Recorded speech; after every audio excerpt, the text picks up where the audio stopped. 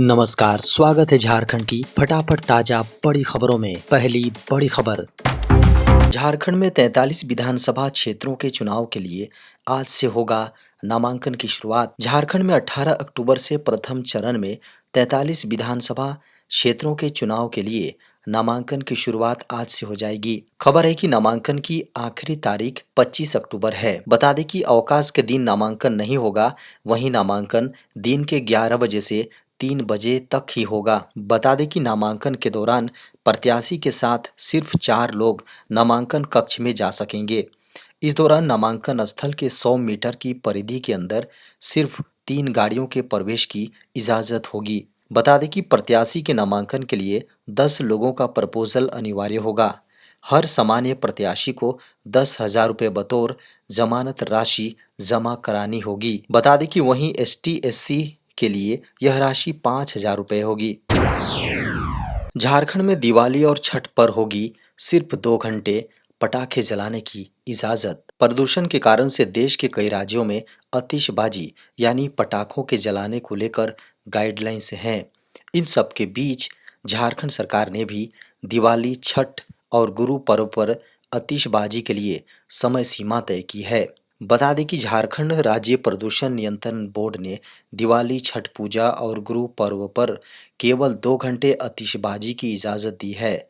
वहीं क्रिसमस और new year पर इससे जी हाँ, इसके लिए सिर्फ 35 मिनट का समय तय किया गया है।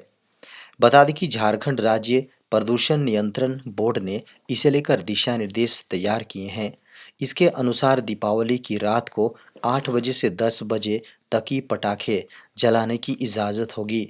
वहीं छठ पूजा के दिन सुबह 6 बजे से 8 और गुरु पर्व पर रात 8 बजे से 10 बजे तक आतिशबाजी की इजाज़त दी गई है। इसके अलावा क्रिसमस एवं नव वर्ष पर 31 दिसंबर की रात 11:55 से 12:30 तक आतिशबाजी की इजाज़त होगी। झारखंड में आज बारिश की संभावना, गरज के साथ हो सकता है वज्रपात। झारखंड में शुक्रवार यानी आज भी बारिश की संभावना है। खबर है कि गरज के साथ बिजली गिरने की भी संभावना जताई गई है। मौसम विभाग ने इसको लेकर येलो अलर्ट जारी किया है।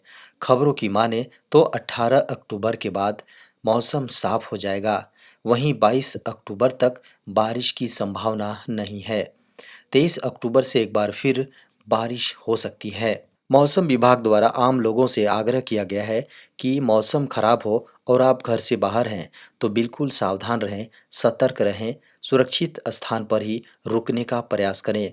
किसी भी हालत में पेड़ के नीचे नहीं ठहरे, बिजली की खंभों से दूरी बनाकर रखें। 1 नवंबर 2024 से बदल जाएगा रेलवे टिकट बुकिंग का नियम, 4 महीने वाला सिस्टम होगा खत्म। भारतीय रेलवे और IRCTC ने रेलवे अग्रिम टिकट बुकिंग नियम में बड़ा बदलाव कर दिया है। खबर है कि अब तक रेलवे 120 दिन तक, जी हाँ, रेलवे यात्री 120 दिन पहले तक अग्रिम टिकट बुक करा सकते थे, लेकिन 1 नवंबर से इसे घटाकर 60 दिन यानी 2 महीने मात्र कर दिया गया है। यानी रेलवे यात्री अब 60 दिन पहले ही रिजर्वेशन टिकट बुकिंग कर पाएंगे। अग्रिम रेल टिकट बुकिंग के नए नियम 1 नवंबर से पहले की गई बुकिंग पर लागू नहीं होंगे। 31 अक्टूबर तक की गई सभी बुकिंग पहले के तरह ही मान्य होगी।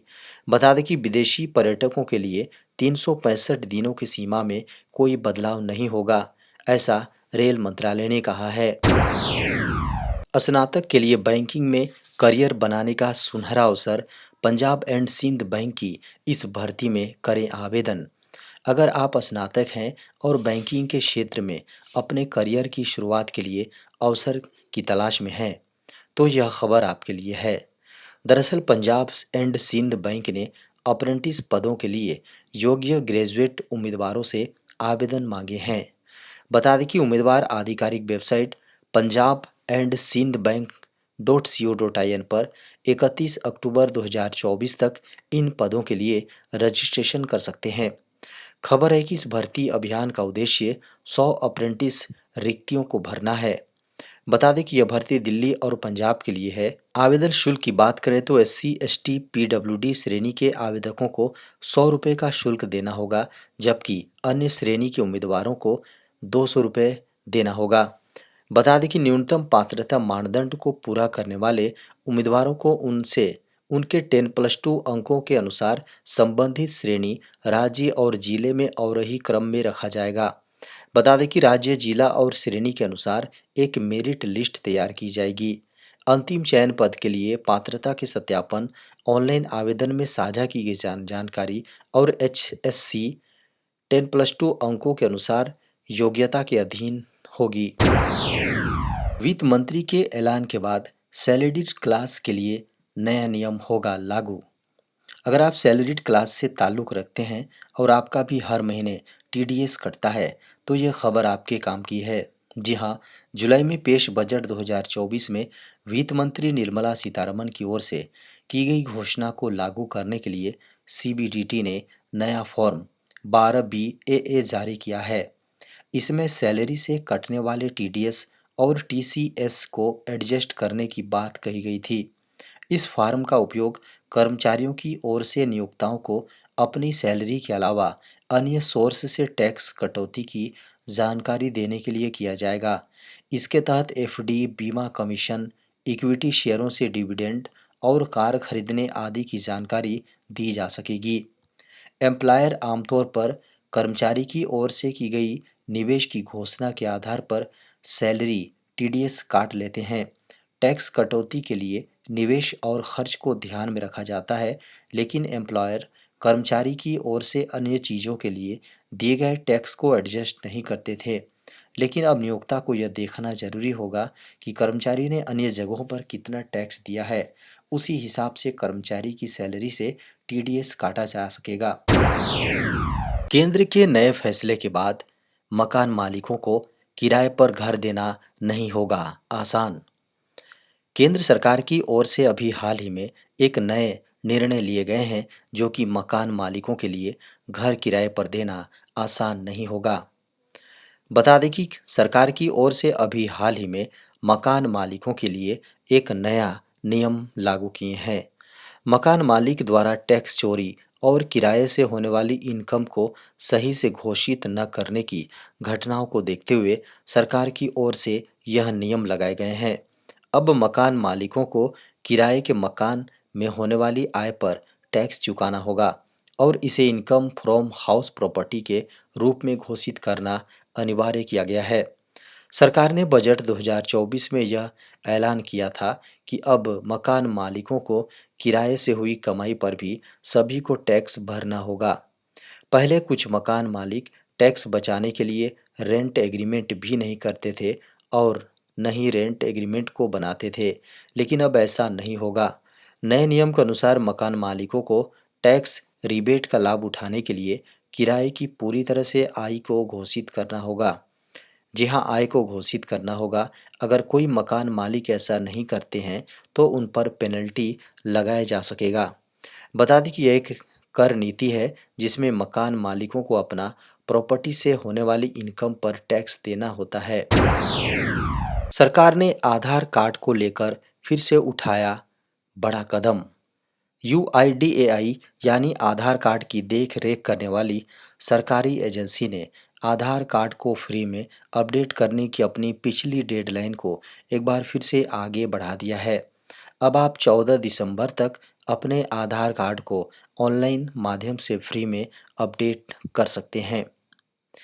जी हाँ, गौरतलब हो कि आधार कार्ड की डिटेल्स को फ्री में ऑनलाइन अपडेट करने के लिए आप केवल और केवल UIDAI ऑनलाइन पोर्टल का ही इस्तेमाल कर सकते हैं। इसके अलावा आपको यह भी बता देते हैं कि आप अपनी बायोमेट्रिक डिटेल्स को ऑनलाइन फ्री में अपडेट नहीं कर सकते हैं।